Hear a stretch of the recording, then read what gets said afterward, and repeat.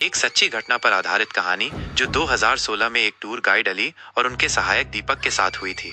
बचपन से ही अली को यात्रा और कहानी कहने का शौक था, जिसने उन्हें टूर गाइड बनने के लिए प्रेरित किया। वो हमेशा अपने टूर समूह को छिपे हुए और कम जाने जाने वाले स्थानों पर ले जाता था और पर्यटक वास्तव में उनकी संगति का आनंद लेते थे। एक दिन ऐसे ही एक छिपे हुए स्थान की खोज करते हुए अली अपने सहायक दीपक के साथ मसूरी के पहाड़ों पर पहुंचे, विशेष रूप से एक जगह जिसे लंबी देहर खान कहा जाता है, जो भारत के सबसे प्रेतवाधित स्थानों में से एक है।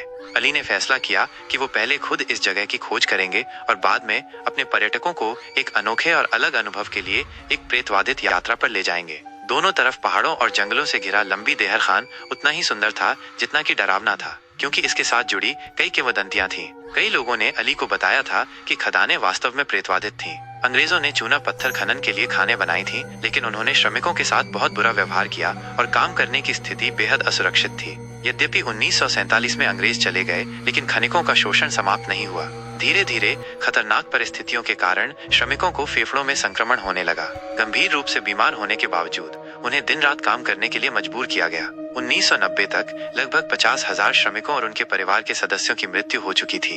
इतनी सारी मौतों के बाद सरकार ने आखिरकार खानों को स्थायी रूप से बंद कर दिया, लेकिन बंद होने के बाद भी लोगों ने पीड़ित श्रमिकों के रोने और खांसने की आवाजें सुनाई दी, और तब से खानों के आसपास के क्षेत्र में दुर्घटनाओं में काफी वृद्धि हुई है। ऐसा कहा जाता है कि जो कोई भी खानों में जाता है वो या तो अपना दिमाग खो देता है या अपनी जान। लोगों का मानना था कि 50,000 श्रमिकों की आत्माएं अभी भी वहां फंसी हुई हैं, और इसीलिए इसे भारत के सबसे प्रेतवाधित स्थानों में से एक माना जाता है। हालांकि अली इन कहानियों पर विश्वास नहीं करता था। वह केवल जगह के इतिहास में रुचि रखता था। उसने सोचा कि यह उसके पर्यटकों के लिए एक नया और अनूठा अनुभव प्रदान करेगा। जैसे ही शाम हुई, वह और दीपक लंबी देहर खान की ओर बढ़े। जैसे जैसे अंधेरा फैलता गया, दिन की जीवंत आवाजें एक दमकती चुप्पी से बदल गईं। खानों के प्रवेश द्वार पर पहुंचकर अली और आगे की खोज के लिए अंदर जाना चाहता था।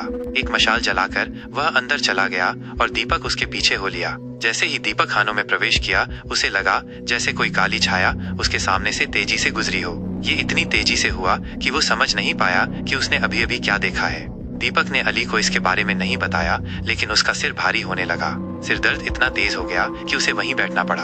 अली खानों के अंदर गहराई में चला गया जब अचानक उसने पीछे से दीपक की चीख सुनी। बिना सोचे समझे अली खानों के अंदर गहराई में वापस दौड़ा। जैसे ही वह दीपक के करीब पहुंचा, उसे अपने आसपास एक मजबूत उपस्थिति महसूस होने लगी। अचानक अली ने एक बड़ी चट्टान के पास एक छोटी सी लड़की को बैठी देखा, जो एक गुड़िया के साथ खेल रही थी। उसके साथ एक महिला भी थी, जो प्यार से लड़की के बालों को सहला रही थी और कुछ गुनगुना रही थी। लेकिन जैसे ही अली ने पास पहुंचा, महिला ने गुनगुनाना बंद कर दिया और अपने हाथ पीछे खींच लिए। जब अली चट्टान के पास पहुंचा तो उसका दिल धड़क गया। वहां कोई नहीं बैठा था। लड़की अचानक खड़ी हो गई, चिल्लाई और खदान की गहराइयों में गायब हो गई। अली अपनी आंखों पर विश्वास नहीं कर सकता था। तभी दीपक रेंगते हुए अली की ओर बढ़ने लगा। उसकी आंखें पूरी तरह से सफेद हो गई थीं और वो हिंसक रूप से खांस रहा था, मानो उस पर कोई आत्मा सवार हो गई हो। अचानक दीपक ने अपना सिर दीवार से टकराना शुरू कर दिया और अली को देखकर हंसने लगा। यह देखकर अली डर गया। अचानक अली ने पीछे से एक जोरदार धक्का महसूस किया, लेकिन जब उसने पीछे मुड़कर देखा तो वहां कोई नहीं था। अचानक अली को खदान के अंदर गहराई में खींच लिया गया। वो जिस ढलान पर गिर गया था, उस पर वापस चढ़ना असंभव था। अपना साहस जुटाते हुए अली ने खदान से बाहर निकलने का रास्ता ढूंढना शुरू किया। अचानक उसे अंदर कई लोगों की आवाजें सुनाई देने लगीं। खनिकों की वर्दी में कई आकृतियां काम कर रही थीं, लेकिन जब अली ने पास जाकर देखा तो वे सब रुक गए और उसे घूरने लगे। अली के प्रतिक्रिया करने से पहले सभी खनिक एक साथ हिंसक रूप से खांसने लगे और आवाज पूरी खदान में गूंजने लगी।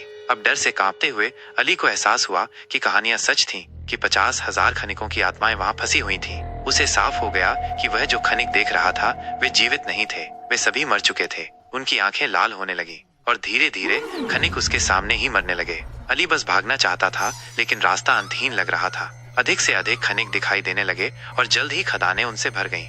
अली को भी सांस लेने में दिक्कत होने लगी। उसकी खांसी बढ़ गई और जल्द ही उसके मुंह से खून निकलने लगा।